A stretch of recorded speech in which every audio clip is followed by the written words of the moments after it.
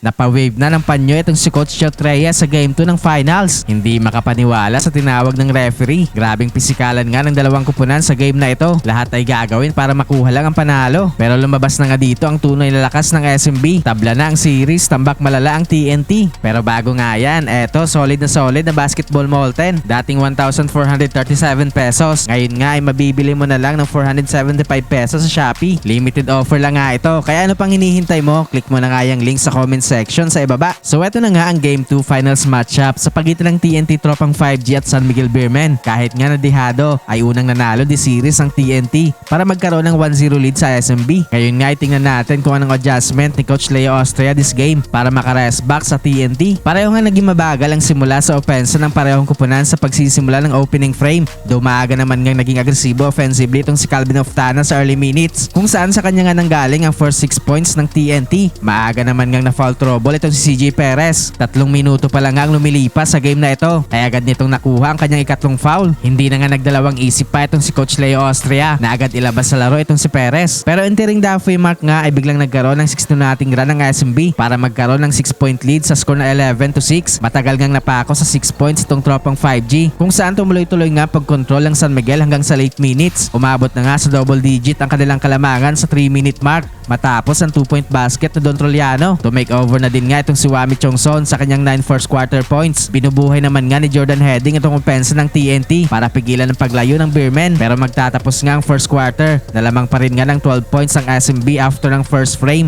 30-18. Second quarter ay tumuloy-tuloy nga ang paglobo ng lamang ng San Miguel sa first few minutes. Pumakawala pa ng 4-point shot itong si Marshall Lassiter para bigyan ng 22-point lead itong SMB. Yan nga ang biggest lead ng San Miguel so far this game. Grabe na nga ang pisikalan sa quarter na ito dahil sa dala na din nga ng intensity sa game. Karambola sa bola, agawan sa loose ball sa Jericho Cruz, Kelly Williams at BGR. Nagkaroon naman nga ng 9-2 nating run ng TNT papasok sa late minutes pero binaliwala lang nga yan ng SMB kung saan agad nga nila yung na-counter. Nagpaparamdam na nga sa opensa itong CJ Perez matapos ma-foul trouble sa first frame. Biglang lobo na nga sa 24 points itong kalamangan ng SMB after ng first half, 57-33. Third quarter ay paunti-unti nga nakukuha ng TNT ang kanilang rhythm sa opensa sa early minutes. Paunti-unti din nga ang kanilang pagbawas sa kalamangan ng SMB. Nagpaparamdam na nga sa opensa itong si Kelly Williams at tuluyan na nga naibaba sa 10 points ng TNT ang kalamangan ng SMB sa 5-minute mark matapos ang 3-point shot ni Calvin Oftana. Pero agad naman nga nakarecover itong San Miguel sa run na yan kung saan step up na nga ulit itong si Don Troliano sa kanilang opensa. Kaya naman magtatapos nga ang third frame. Nalamang pa rin ng 14 points ang SMB, 75-61. Fourth quarter ay pumakawala nga kaagad ng 4-point shot itong si Ray ng Batak pero hirap nga itong TNT na makapag-generate ng run sa early minutes dahil lagi nga may counter itong San Miguel. Tumataas na nga ulit itong intensity sa game. Napikon si Calvin Oftana sa pag-swipe sa kanya ni Andreas Cahilig at Chris Ross pero natawagan nga dyan ng technical foul itong si Oftana dahil nagkaroon nga ito ng second motion. Hindi nga nagustuhan ni Coach Chot Reyes ang tawag na yan ng mga officials kung saan napawave na lang nga ito ng kanyang panyo. Indication nga na sumusuko na sila this game. Take over na nga sa opensa ng SMB itong si CJ Perez kung saan lumulobo na nga ulit ang kanilang kalamangan sa TNT. Hindi na nga nagkaroon pa ng big comeback itong TNT kaya naman sa huli nga ay panalo ang SMB kung saan tabla na nga ang series sa 1-1.